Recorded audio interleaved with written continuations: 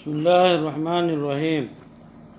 رسول اللہ صلی اللہ علیہ وسلم اور والدین۔ آپ صلی اللہ علیہ وسلم کی زندگی کے بارے میں بتایا گیا کہ رسول اللہ صلی اللہ علیہ وسلم یتیم پیدا ہوئے۔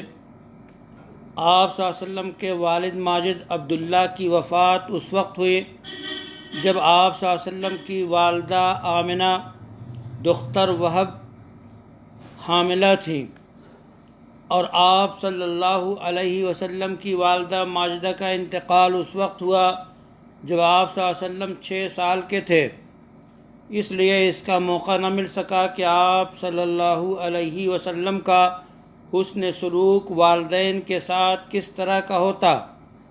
البتہ آپ صلی اللہ علیہ وسلم والدہ کی قبر پر حاضری دیتے، آنکھیں اشبار ہوتی اور ماں باپ کے ساتھ حسن سلوک کی تلقین فرماتے، ترغیب دیتے۔ اس مضمون کی احادیث کا تذکرہ آئے گا۔ والدین کے بارے میں قرآن کریم میں کیا ہدایات ہیں؟ قرآن کریم کی کئی آیتیں ایسی ہیں جن میں رب کائنات نے اولاد کو والدین کی فرمانبرداری کا حکم دیا ہے، اور رسول اللہ صلی اللہ علیہ وسلم نے کاروان اول کی تربیت ایسے اصولوں پر کی جن کا شمار پائیدار، کامیاب اور نتیجہ خیز گھرانے کی نمایاں تعمیر سازی میں ہوتا ہے۔ جب گھر گھرانے کے لوگوں میں شفقت و احترام کی فضا قائم رہتی ہے تو بچوں کی فطری ترقی ہوتی ہے، بے چینی کی مختلف شکلوں اور الجھنوں کا دور دور تک گزر نہیں ہوتا۔ سورہ بنی اسرائیل میں اخلاق کی باریکیوں پر روشنی ڈالی گئی ہے جن کا بچوں کے لیے ماں باپ کے تئیں برتنا ضروری ہے۔ والدین کے سلسلے میں اللہ تعالیٰ کا فرمان ہے، وَقَضَىٰ رَبُّكَ أَلَّا تَعْبُدُوا إِلَّا إِيَّاهُ وَبِالْوَالِدَيْنِ إِحْسَانًا۔ اللہ تعالیٰ نے یعنی تمہارے پروردگار نے یہ فیصلہ فرما دیا، یہ حکم دیا کہ تم صرف اللہ کی پرستش کرو اور ماں باپ کے ساتھ حسن سلوک کے ساتھ پیش آؤ۔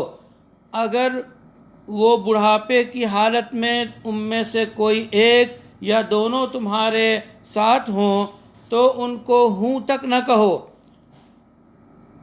فَلَا تَقُل لَّهُمَا اُفٍّ وَلَا تَنْهَرْهُمَا، نہ ہوں ٹوں کہو اور نہ انہیں جھڑکو، اور ان سے نرم میٹھی شیریں باتیں کرو، اور ان کے سامنے شفقت و رحمت سراپا بنے کھڑے رہو، اور یہ دعا بھی کرتے رہو، اے بار الہ ان پہ رحم کیجئے جیسا کہ انہوں نے میرے بچپن کی حالت میں مجھ پہ رحم کیا۔ قرآن نے اللہ کی عبادت کے ساتھ والدین کی فرمانبرداری کا تذکرہ کیا ہے۔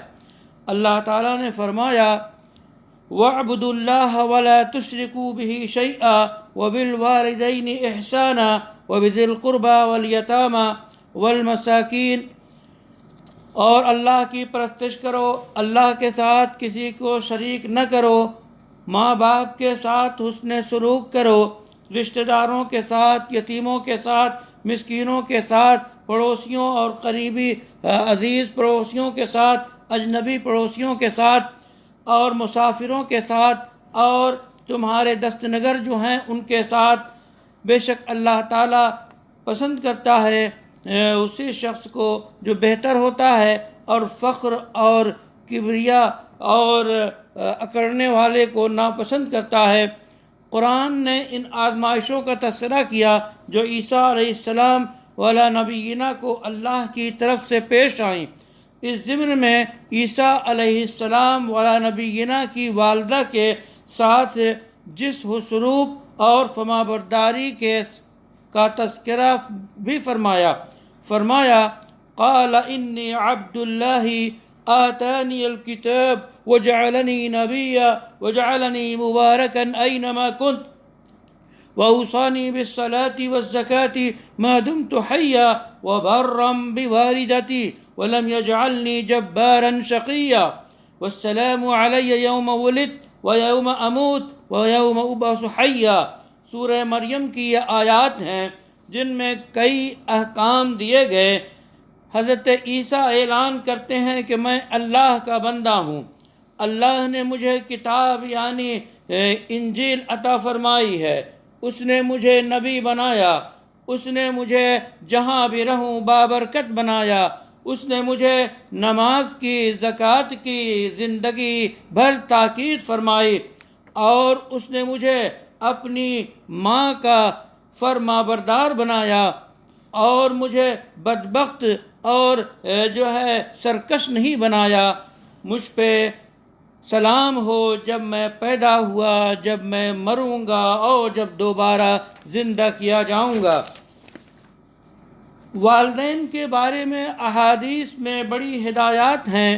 رسول اللہ صلی اللہ علیہ وسلم نے صحابہ کرام اور تمام مسلمانوں کو مختلف ارشادات میں والدین کی فرمانبرداری کی تاکید فرمائی ہے۔